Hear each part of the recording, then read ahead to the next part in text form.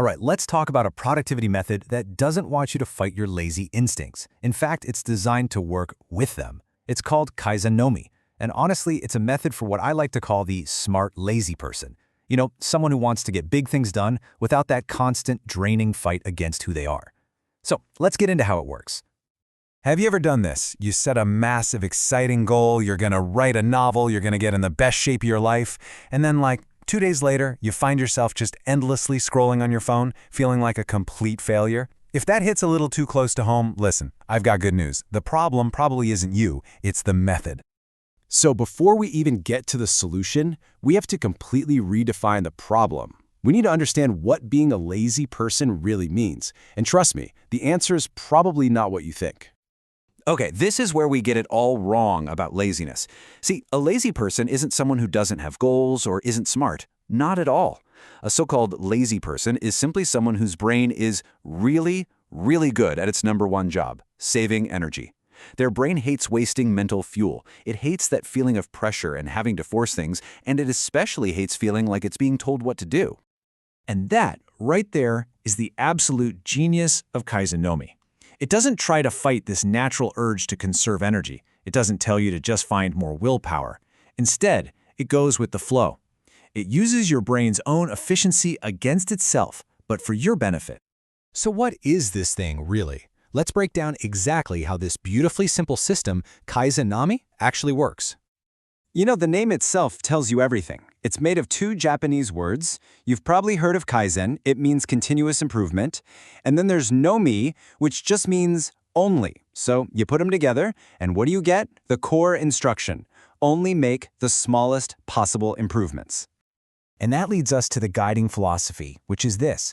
Find the absolute bare minimum action that you could easily, comfortably keep doing for the rest of your life. That's your starting line, not some huge leap. So how do we actually do this? Well, the whole method really just boils down to 5 simple core rules. Let's walk through them, one by one.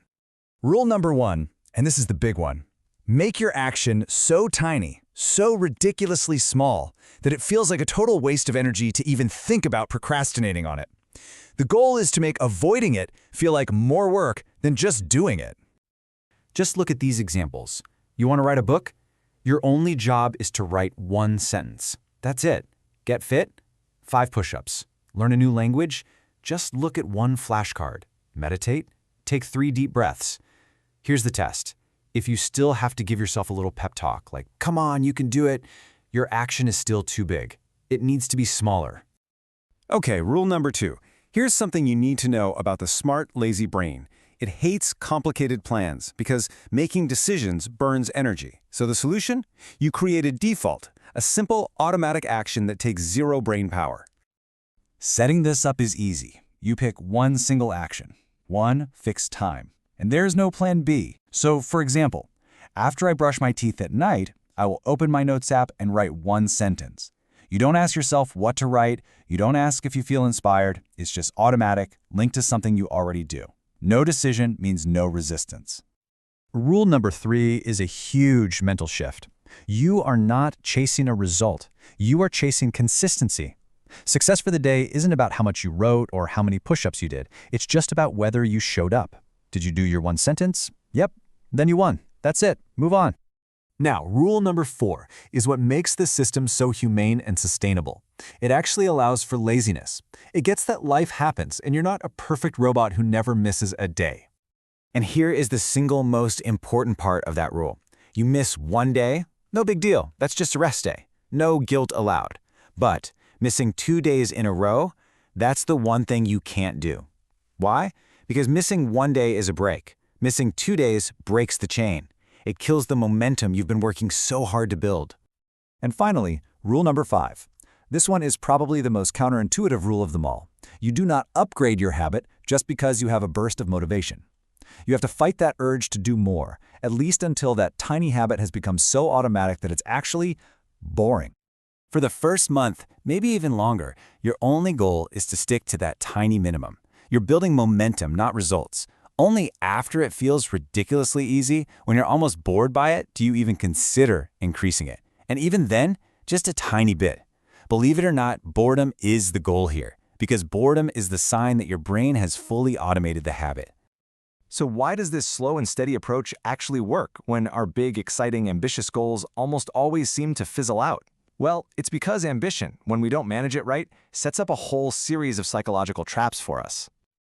Here are the 3 traps we all fall into. First, we compare our day 1 with someone else's year 5, and we get instantly discouraged. Second, our goals are so massive and vague, like get healthy, that our brain has no idea where to start, so it just freezes.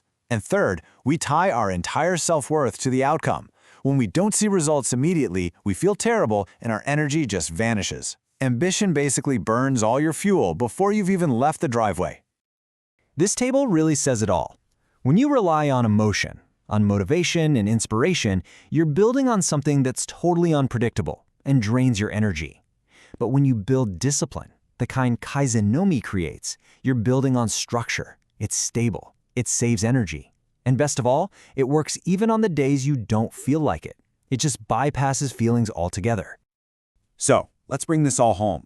That huge gap between what you want to do and what you actually do, it's not bridged by more willpower. It's bridged by being smarter about how you start. It all begins with the smallest possible step. And when it's all said and done, this is the real secret. Long-term success doesn't go to the most hard-working person. It doesn't go to the most motivated person. It goes to the person who quits the least. And Kaizen Nomi is a system designed from the ground up to make it almost impossible for you to quit.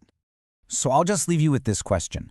What is your one action for today? The one thing that is so ridiculously small, it's simply not even worth avoiding. Figure that out and just do that one thing, because that is where everything begins.